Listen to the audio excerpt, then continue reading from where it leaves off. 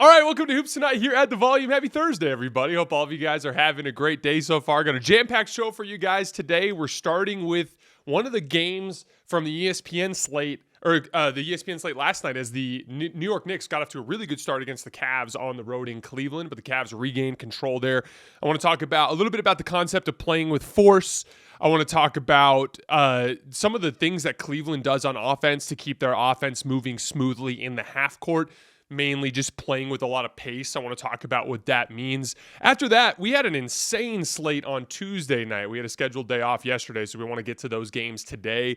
Nikola Jokic goes for 61 points and a triple-double against the Timberwolves. I want to talk about Jokic and just where I view him all time as it pertains to what he does on the offensive end of the floor. I want to talk a little bit about Aaron Gordon's shooting, which I think is a very exciting trend, and I shouldn't even call it a trend. I think it's just a reality at this point. And then a little bit about the Russell Westbrook snafu at the tail end of the game. And then right at the end of the show, we're going to talk about Steph Curry, his 52-point night against the Grizzlies, a little bit about the Grizzlies' defense and where their defense has been going wrong, and then a little bit on the Steph-Jimmy two-man game, which was what devastated the Grizzlies down the stretch. You guys know the drill. Before we get started, subscribe to the Hoops Tonight YouTube channel so you don't miss any more of our videos. Follow me on Twitter at _JasonLT so you guys don't miss show announcements. Don't forget about our podcast feed, wherever you get your podcasts under Hoops Tonight.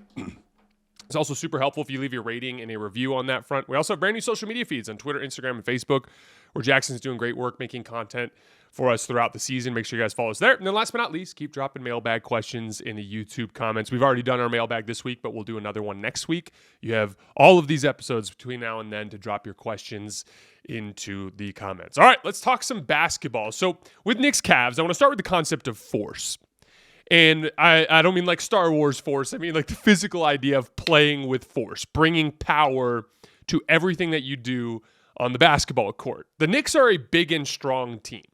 They have 3 power players in their starting 5, in Josh Hart, OG Anunoby, and Karl Anthony Towns.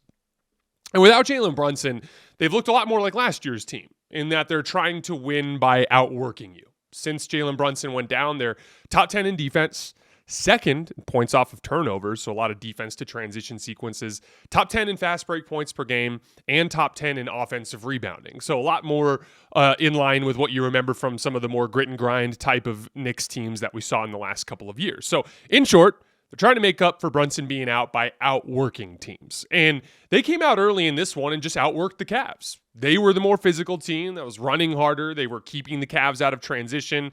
They were scoring the ball with savvy cuts. They had a very good jump shooting first half. They were 0 for 10 on catch and shoot jump shots in the second half. So that's where things kind of went south for them. But they shot the ball well. They moved the ball well. They outworked the Cavs, and they controlled things earlier. They were playing with more force. Now, what does that literally mean? To me, that means just doing everything harder. So in transition, sprinting instead of like running hard, right? Closing out with desperation versus just a token closeout. Crashing the glass harder. Sliding your feet on defense better. Setting more physical screens. Essentially just bringing the physicality to Cleveland. Just winning that battle in the trenches. In that third quarter, Cleveland finally showed up to the fight. And they returned the force. That allowed their talent advantage to take over. A simple stat to demonstrate this is transition points. A huge part of what makes the Cavs successful is they play fast. We're going to talk a lot about this concept in the half court for them later, but here I'm focusing on transition. They had just 7 transition points in the first half of this game. They had 20 transition points in the second half. But you got to get stops to get out in transition again. All of these things are intricately connected to each other. In the first half, they had a 130.4 defensive rating. You're taking the ball out of the net every damn time. It's going to be really difficult to get the ball up the floor into transition, right? The Cavs had a 91.8 defensive rating in the second half, right? So we'll call that roughly a 33% decrease in the offensive success of the Knicks is going to lead to more opportunities, more longer rebounds, more transition opportunities. They brought the force back to the Knicks. They started getting stops. They started getting out in transition. They immediately regained control of the game. And I'm bringing up this concept of force because I think it's an important factor when we get into the postseason. As soon as things shift from getting through this game to getting through this 7-game series, we'll talk about adjustments, but often the biggest adjustment that any team can make is just play with more force. One of the things I've noticed as math and all of these brilliant statistical professionals have been getting into the league is there's this like intense desire to find the solution to the problem. It's like, oh, well, we won game 2 of the series because we did this coverage thing, or we did this thing differently, or that thing differently. And like, don't get me wrong, those things do play a role. There's a chess match that takes place in the NBA, but often it's like, just do the thing that you were already doing, but do it better. Right? I talk about this concept a lot, the idea of like styles making fights, but which style wins the fight?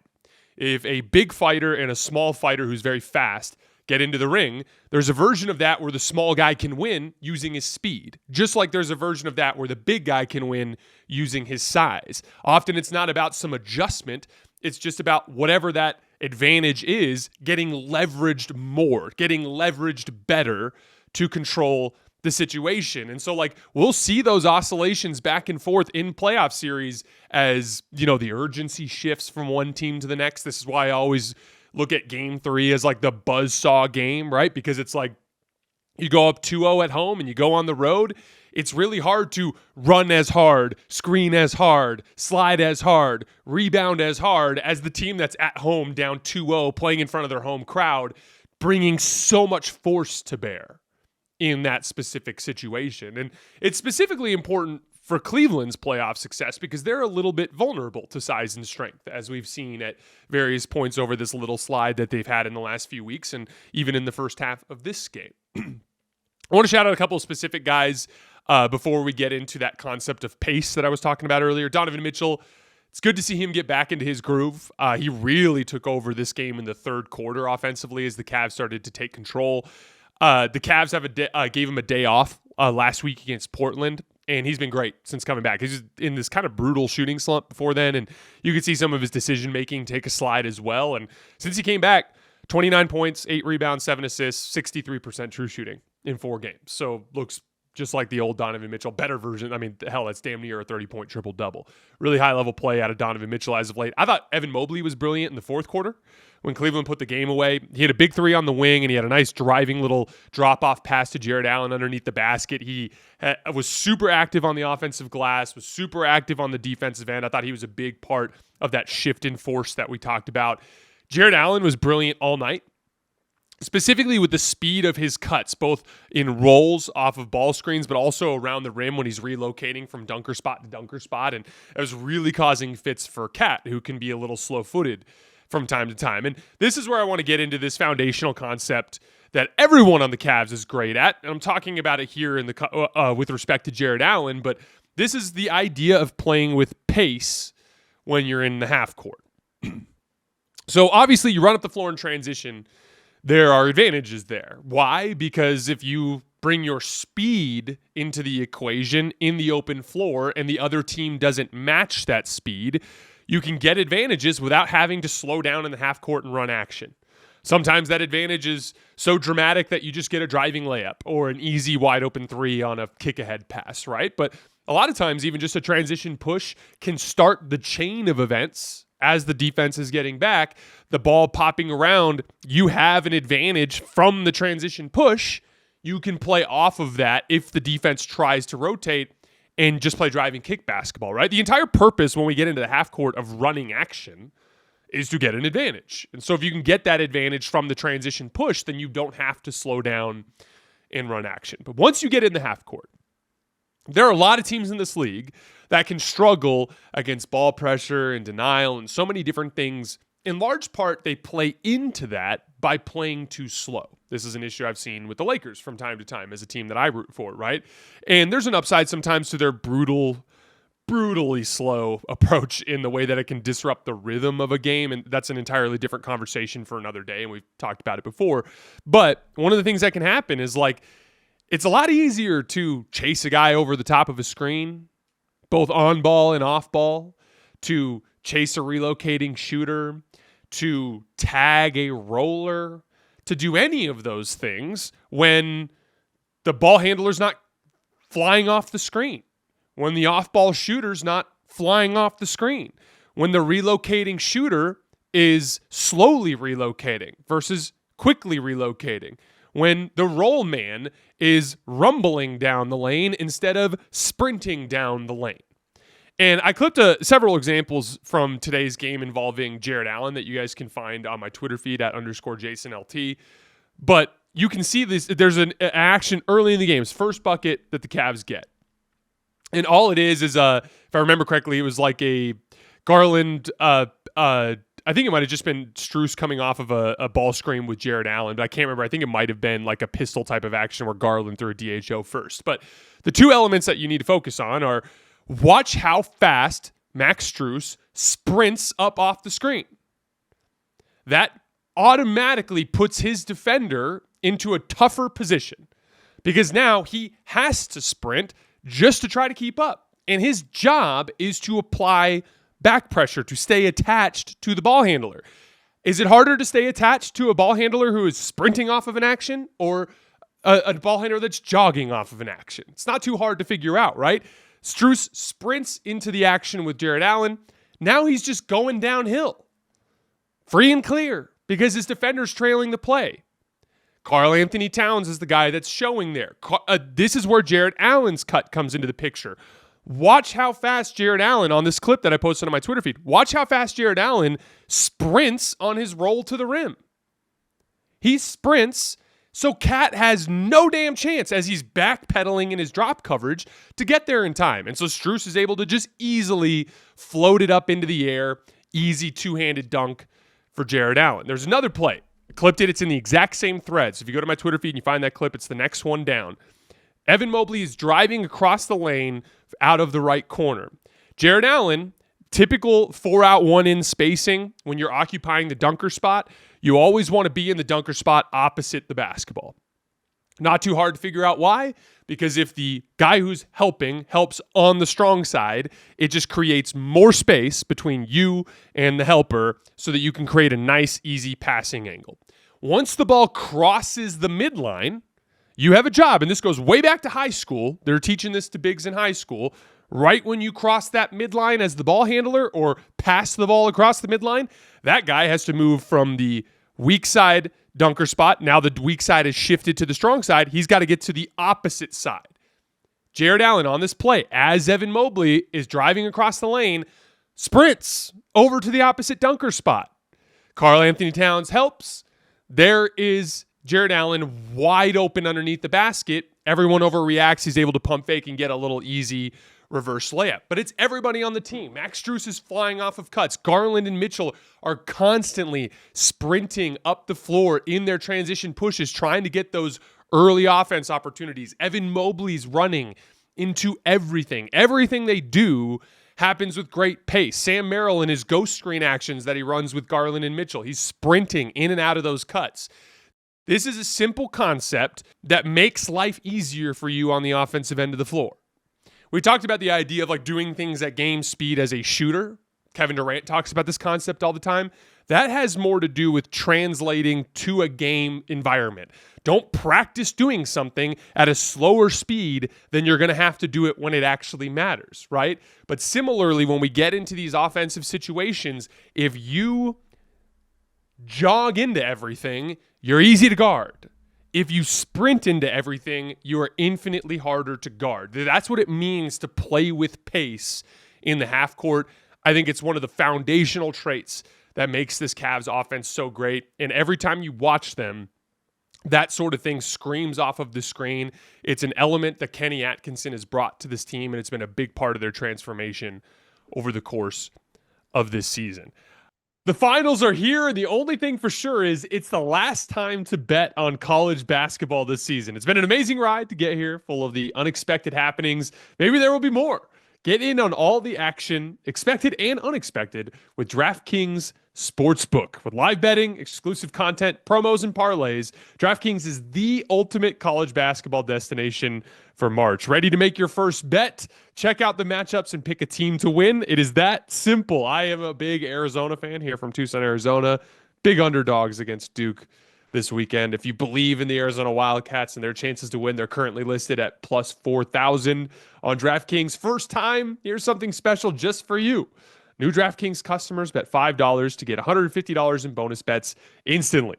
Bet the unexpected with DraftKings Sportsbook. Download the DraftKings Sportsbook app and use code HOOPS. That's code HOOPS, HOOPS, for new customers to get $150 in bonus bets when you bet just $5. Only on DraftKings. The crown is yours. All right, let's talk some Denver Nuggets. So Jokic goes for 61, 10, and 10 against the Wolves the other night. Just an absolutely wild game. It was a dogfight for the most part. And then the Nuggets finally pulled away in the fourth quarter. They ended up going up by 10. But then Anthony Edwards just went absolutely berserk. And this has become a kind of a recurring theme with Ant. As the game was unfolding, I was thinking to myself, Ant really hasn't hit kind of a hot jump shooting streak yet, and that felt like a factor that would come into play at some point down the stretch, and it did, and he just started rising. Like, Ant just has this ability to rise up at a spot on the court, and he gets such great lift on his jump shot that he can really get to it whenever he wants, and he's become such a great jump shooter that it's kind of just like a let's cross our fingers and pray he misses kind of thing. And he just wasn't missing down the stretch of that game, and it allowed the Wolves to get back into control. It felt like the Wolves had that game won at multiple points, but Denver just did a good job of doubling the ball out of Anthony Edwards' hands. Minnesota looked like they'd never seen a double team before as they just piss down their leg and get a terrible shot over and over again in those situations. The Wolves led in the final minute of the fourth quarter of overtime and double overtime, yet still needed that insane Russell Westbrook sequence at the end in order to win. Table that Russell Westbrook thing. We'll talk about that here in a minute. But there was another reason, in addition to Minnesota's poor execution, that Denver was able to consistently come back and almost win that game. Jokic, in crunch time, had 14 points, 4 assists, and 0 turnovers in the clutch span in the clutch portion of this game, spanning the end of the fourth quarter and both overtimes. He was completely indomitable, throwing Gobert around and getting an easy floater in the lane. He hit a nasty turnaround left shoulder fadeaway over Julius Randle. He hit one of his patented above the break threes at the top of the key. He hit another nasty left shoulder hook over Julius Randle again, all while being doubled and hounded and grabbed and scratched and clawed everywhere. He'd often take a double team, have to get rid of the ball, sprint back up to flash to get the ball back, and then quickly turn away from the double to try to get a bucket before the double came. It was just remarkably high degree of difficulty, and he was just crushing these dudes. I talked after Jokic's 30-20-20 game a few weeks back that it probably wasn't even a top 5 performance from him this year. These are all now Jokic stat lines from this year. 61, 10, and 10, 56, 16, and 8, 48, 14, and 8, 41, 18, and 9. This one's crazy. 37, 18, and 15, 36, 22, and 11, 35, 12, and 15. Here's another crazy one. 35, 22, and 17. The 31, 21, 22 game. Earlier this year, he had a 23, 20, and 16 as well. He's averaging 30, 13, and 10 on 66% true shooting for the season. This is the greatest offensive basketball player to ever touch the court. Conversations get way more complicated when you factor in defense. Like, Jokic is having legitimately a really bad defensive season. And I've seen a lot of talk about people wanting to vault Jokic up the all-time list for what's happening in this regular season. I think that's a little more complicated because it's been a two-sided coin with Jokic at times this year. But I have never seen a basketball player produce at this volume, with this variety, with this level of efficiency, with this complete level of unstoppability. You literally cannot stop Jokic from either getting a great shot for himself or for someone else. You can tilt it towards a lesser teammate to make a shot. And Denver's margin for error has shrunken a little bit over the years as their supporting cast has lost a little bit of that firepower. But you just about never see Nikola Jokic look visibly uncomfortable on a basketball court. There have been these brief moments here in time, like, for instance, against Minnesota in the postseason last year, he had his moments, but he also had, like, Game 5 of that series where just ripped through him like tissue paper for one of the greatest playoff performances I've ever seen. I think as good as Steph Curry was offensively, and he's up there, he never had the physical imposition that Jokic brings to the table. You leave me in single coverage, I'm just going to get a shot right at the rim with zero variance, guaranteed 2 points. Like, Steph never had that. As good as LeBron was offensively back in 2018, like, he could get high percentage looks. He had sky-high efficiency and volume, but he still never had that go-to move against any type of defender that he could hit 60+% of the time. Jokic does. The three-point shot was the variable that put him over the top for me. Last year when he couldn't shoot, it felt like you could do more with double teams and crowding him on pick and roll in particular. When he was like rolling into that short roll area, you can do more of that kind of stuff to lessen his impact. You guys might remember the tail end of the Timberwolves series where he kept popping above the break to avoid that traffic jam on those rolls, and he just couldn't hit that shot. He had 6 of them against Minnesota on Tuesday. That's the thing that makes him completely unguardable. And I'll just say from personal experience, as someone who's actively rooted against this guy in a playoff series 3 times, I can confidently state I've never been more scared of an offensive player on that end of the floor in any sort of big spot late in the game than I was scared of Nikola Jokic. And I hope to the basketball gods that I don't have to do it again this year. I want to talk about Westbrook for a minute. I want to set aside the reality of Westbrook's fit and how things have gone in total with the Nuggets just for a minute. I think we can all agree, including Laker fans, that Russell Westbrook is a much better basketball fit with Denver than he was with either of the LA teams, right? So let's just take that piece and set it aside for a second. When Russell Westbrook signed with the Nuggets, you Nuggets fans will probably remember what I said. I said that he undoubtedly has a higher ceiling than Reggie Jackson. There's no way that Reggie Jackson could ever do the things on a basketball court that Russell Westbrook is capable of doing. But I also said that he has a much lower floor than Reggie Jackson. And a lot of people interpreted that as he'll have games where he doesn't produce. That's not it at all. It's strictly mistake making. Russell Westbrook is incredibly prone to mistakes, regardless of the surrounding circumstances of the game. Doesn't matter if it's the first quarter or the final possession of a big game. He is mistake prone. He plays with a lot of energy and a lot of passion, but it's not very refined. And I would argue when it comes to game plan discipline, attention to detail, he's one of the worst players I've ever seen in those categories. And so what ends up happening is Russell Westbrook will make all these good plays over the course of a game and bring all of this positive impact.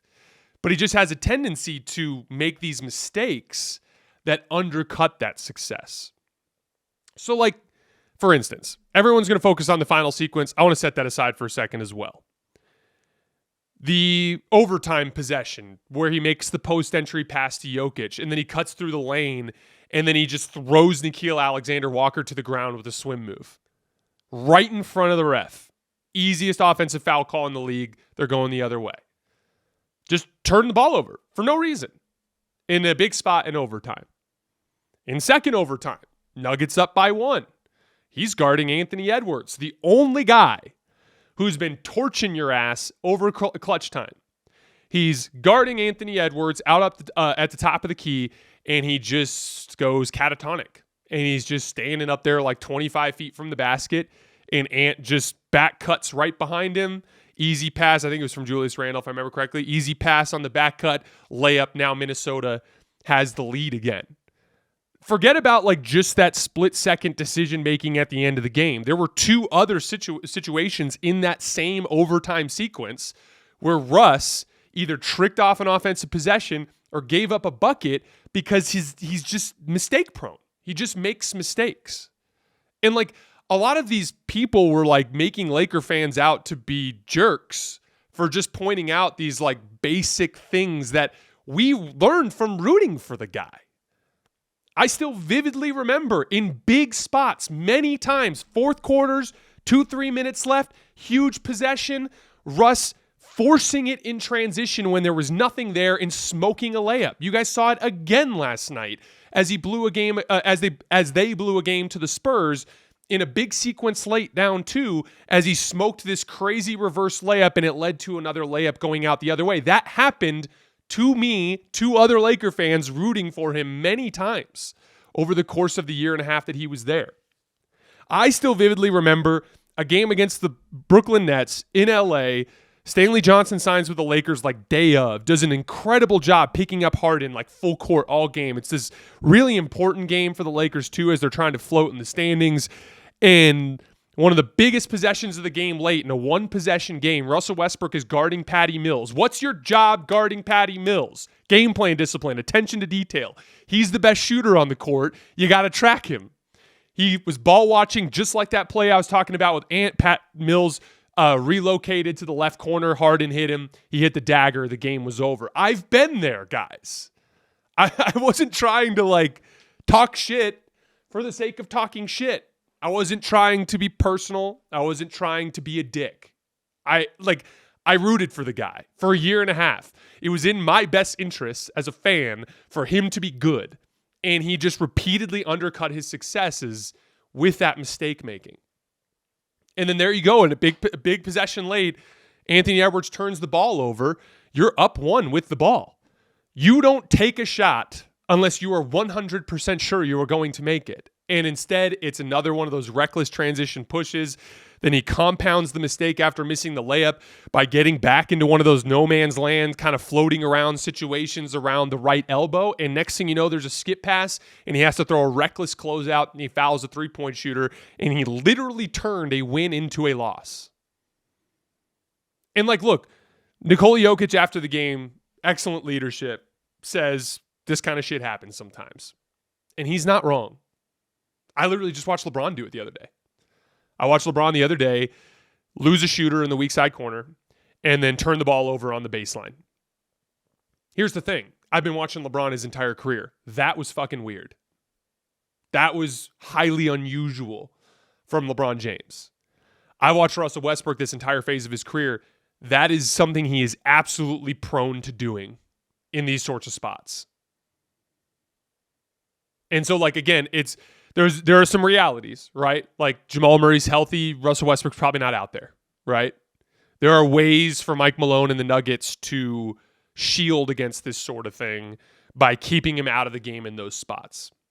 But the problem is there is some reality to the fact that there is an opportunity. There is a potential outcome here where the Nuggets are in a big game 4, down 2-1 in a series, on the road at, one of these big Western Conference teams. And it's a late third quarter stretch where the Nuggets are up by 2 and Russ could take over the game and win it for you. And you could go into the mid fourth quarter stretch up by 12. That's the high ceiling. But there's also a version of that where he has 2 or 3 bad turnovers, 2 or 3 missed layups, 2 or 3 bad 3-point shots, and a couple of bad defensive breakdowns, and suddenly your 2-point lead turns into a 10-point deficit. That is also an available outcome because of the wild oscillations of that Russell Westbrook experience. And the only reason I'm saying any of this is because at the start of the year, when I pointed this out, I wasn't trying to be a dick. I was just being honest about my own personal experience rooting for the guy and relaying a message that every Lakers fan will tell you. Even Clippers fans will tell you that this was a reality. It's not a big deal. They're going to be able to cover for it. They should be able to keep him out of these sort of high leverage situations, but keep an eye on it in the postseason for a big bench stretch and a big quarter there. He's mistake prone, and it could be something that ends up costing you a game. Last note on the Nuggets before we move on, Aaron Gordon.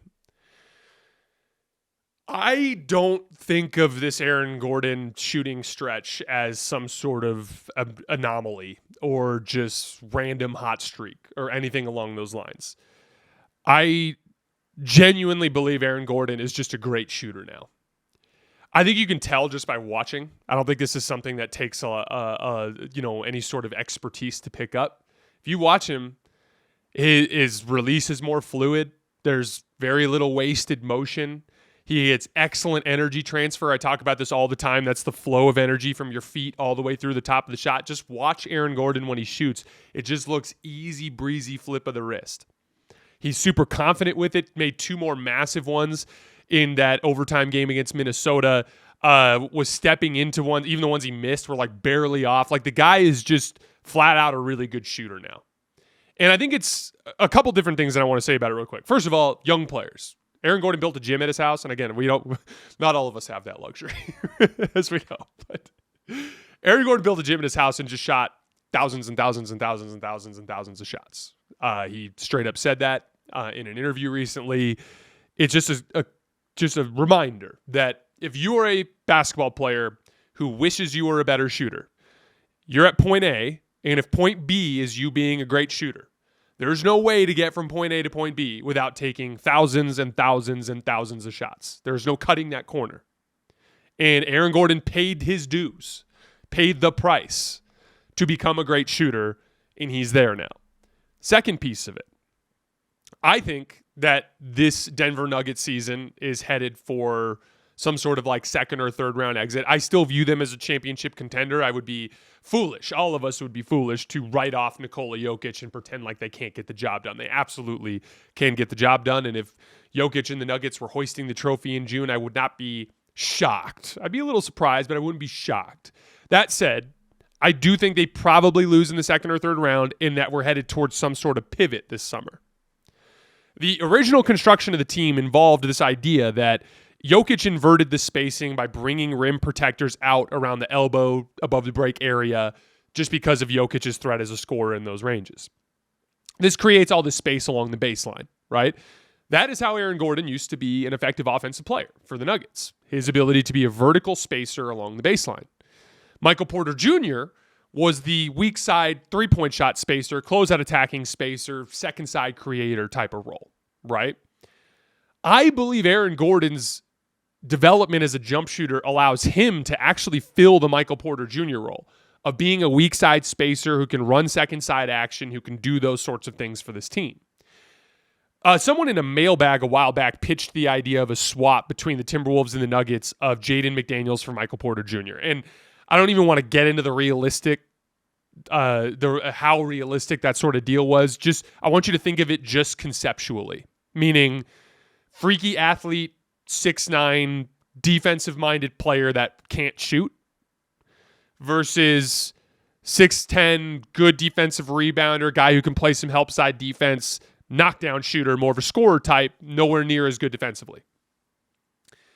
I think you could get, if you imagine a swap like that, forget about Minnesota for a second, just imagine a Jaden McDaniels type of player at the 3 next to Aaron Gordon.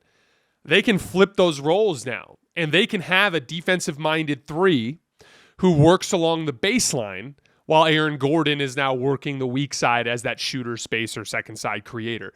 There is a certain flexibility Denver has this summer in their team construct that they literally would not have had if it wasn't for Aaron Gordon's development as a jump shooter. And I just think it's a huge development for the potential of Denver to keep this going, to keep this era in this construct of the team going with a minor pivot as opposed to having to do a more dramatic pivot. All right, before we get out of here today, let's talk a little Steph Curry. Puts up 52 points on the Grizzlies. The Grizzlies have been a truly abysmal defense for a while now.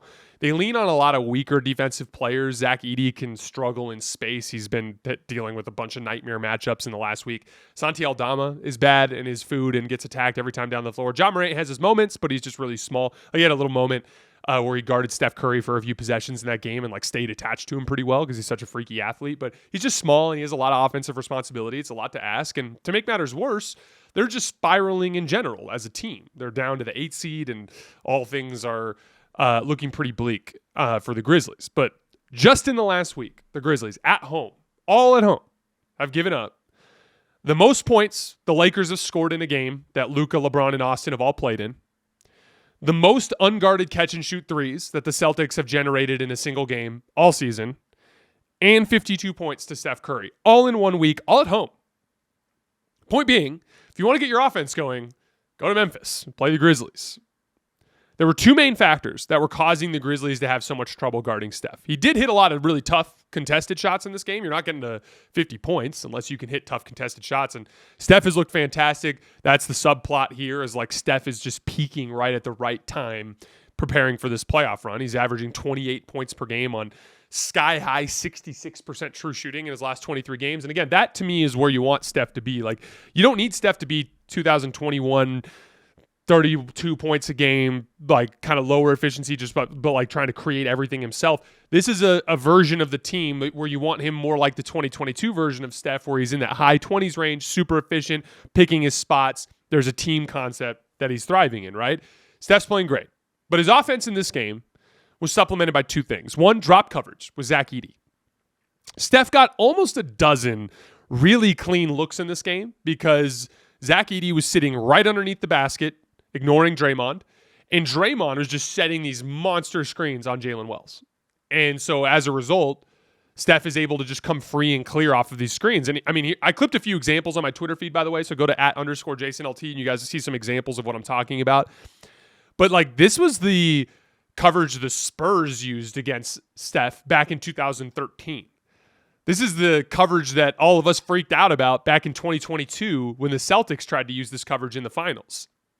Drop coverage concedes pull-up jump shots. Steph Curry is the greatest pull-up jump shooter in the history of basketball. That is the shot that coverage concedes. It is suicide against Steph Curry. Just statistically, the last time the Warriors scored as many points from a pick-and-roll ball handler in a single game this year was way back on February 10th against Milwaukee, another drop coverage team that struggles to get up to the level. That's what happens when you run this coverage against the Warriors. The second piece of this was Memphis doing some really sloppy top blocking and denial. The Grizzlies gave up 1 million back cuts in this game. Top blocking is a common strategy that you'll see against the Warriors. Essentially, all that means is if Steph is trying to come off of an off-ball screen towards the top of the key, instead of getting behind him and locking and trailing him, you top lock so that he has no choice but to back cut, right? Denial more or less accomplishes the same thing. If Steph is flashing to get the ball and you're just to catch and you're just in the passing lane denying, it concedes a back cut. If you're going to concede back cuts as part of top blocking and denial, you need to have backside help, and there was just no backside help. And so there were just so many of these situations where they were giving up these back cuts and just getting these super clean looks. And this is where I want to shout out Draymond Green too, because I talk a lot about this concept on the show, but the idea of your value in a vacuum versus your value on your specific team. Draymond Green's offensive value in a vacuum is not as high as it is specifically on this team. And one of the main reasons why is because they run this motion 5-out offense with all of this cutting and screening. And Draymond is just incredible at reading those plays develop. If you picked up Draymond and put him on like the Lakers, where it's more of a spread pick and roll type of situation, yeah, he'd have some success as a short roll guy off of Luka and blitzes, but he's not going to be able to unlock that like high post passing part of his game. The high post passing part of his game is uniquely valuable in a system like this where there's all this off-ball cutting and screening. And he just does a wonderful job hitting Steph and Jimmy and all these guys in these cuts, in these slips out of those screening actions. Again, his value offensively is uniquely super high on this Warriors team. That's really all that matters. Steph got his rhythm from all the easy ones he was getting from those defensive breakdowns, and then he just torched them with the tough ones to get up to the 52. The last piece that I want to talk about is the two-man game between Jimmy and Steph. They ran it 3 times down the stretch in this game and got great looks every single time. I put all 3 of these clips in a single tweet on Twitter. So again, go to my Twitter feed @_JasonLT so you guys can see it. Since we had to wait till today to cover these games, I just wanted to get all that stuff out on Twitter so you guys can see it there. But there's basically 3 different types of actions, all that involve Steph and Jimmy together. And again, whether it's off ball or on ball, the coverage concepts more or less stay the same. But in these situations, Santi did 3 completely different things. And in those 3 completely different things, the Warriors burned them every single time. First one, Steph driving right around the top of the key. Jimmy sets a ball screen for Steph. When Jimmy sets the screen, Santi Aldama is the screen defender. But instead of showing or helping or dropping or anything, he just stays glued up to Jimmy Butler around the right lane line. That allows Steph to turn the corner because his man is getting screened. And Steph gets downhill and makes a little right-handed scoop shot in the lane over the rim protector. Okay, the second part of the sequence, an off-ball action. Believe Draymond was the passer, if I remember correctly. There is a off-ball screen that Jimmy Butler sets for Steph Curry going towards the left corner. In this situation, Santi Aldama runs kind of like a modified drop coverage. Again, this is an off-ball action, but the actions still have similar coverage concepts or principles to what you have in an on-ball situation. Santi's the screen defender. He's not glued up to Jimmy. He's kind of sitting on the other side of the screen, just like 10 feet back from Steph. That's not going to work. Santi offers a token late contest, but it doesn't bother Steph at all. He drills the three out of the left corner. Then, on the final play in the sequence, same sort of deal. Steph Jimmy two-man game out by the top of the key. Santi's been burned twice. Gave up the drive to Steph, gave up the three to Steph. So what does he do? He hedges. Santi throws a hedge out at Steph. When he throws that hedge out to Steph, that opens up the slip for Jimmy. Steph hits him right in the pocket. That's the one where Jimmy got what should have been an and one, but they ended up calling the foul on the floor, and so he had to go to the line to make both free throws. But that slip there that became open was part of that decision-making process that you make defenses go through because of the Steph Jimmy two-man game, which you don't want to switch because they're two very different types of players. A player who's fast enough to track Steph around is probably not going to be strong enough to deal with Jimmy in an ISO situation. And a player who's big and strong enough to deal with Jimmy in an ISO situation probably isn't going to be fast enough to deal with Steph out on the perimeter. The fundamental concept of any great two-man game is dictating or by drawing different types of defenders, right? This is why the LeBron-Anthony Davis two-man game never really took off with the Lakers. How are you guarding LeBron? Big, strong forward. How are you guarding Anthony Davis? Big, strong forward. You can switch. Every once in a while, you'd see LeBron and AD face a team that had to, guard Anthony Davis with Nurkic, for instance, like the Suns. One of the reasons why the Lakers always dominated the Suns was they could just run ball screens. They had to run drop coverage. LeBron and AD would torch them in drop coverage. But Steph and Jimmy, very different archetypes of players. They're going to draw very different types of defenders. They're going to be less susceptible to switching in those sorts of situations, right? And so that's kind of like the core concepts that makes that two-man game so effectively. And then even when teams do switch, Jimmy's like so damn good at inside seals. And in those inside seals, he can create that over-the-top passing angle. He's so good at high-pointing the ball. He's so good at getting to the line. He had another play down the stretch in this one where he pump-faked on Jaren Jackson and drew a foul. Like that's like one of his superpowers that's just so valuable to this particular team. I'm super excited for tonight's showdown against the Lakers. We are going live on YouTube after the final buzzer of Warriors-Lakers tonight. We're also going to do another one of those kind of like chat mailbags, so make sure you guys come hang out. The big matchup for tonight is perimeter speed versus perimeter size. The Lakers are susceptible to some perimeter speed. The Warriors are susceptible to some perimeter size. It's going to be like that styles make fights concept I talk about. Will the Warriors use their speed more effectively than the Lakers use their size? Couple keys to the game to pay attention to. LeBron and Luka punishing smalls. I think that's going to be a huge part of their attack. Not turning the ball over to avoid the Warriors getting out in transition. Luka's shot making, I think, is going to be huge in this game. Steph getting the defense into rotation. Speed can be a problem for the Lakers. If Steph does a good job through his motion of just compromising the Laker defense and getting them into rotation, that's where their lack of foot speed can be an issue. And then the Warriors non-shooters, Gary Payton, Brandon Podziemski, Draymond Green, these guys, JJ Redick is going to concede 1 million threes to those guys tonight. And so those guys are going to have to be able to knock those shots down to keep the defense honest. Super excited. Huge game. Major seeding implications. Star power all over the place. Just one of those like classic regular season moments. I'm super, super excited about it. We'll get into it tonight after the final buzzer. I will see you guys then. As always, I thank you guys for supporting me and supporting the show, and I will see you tonight.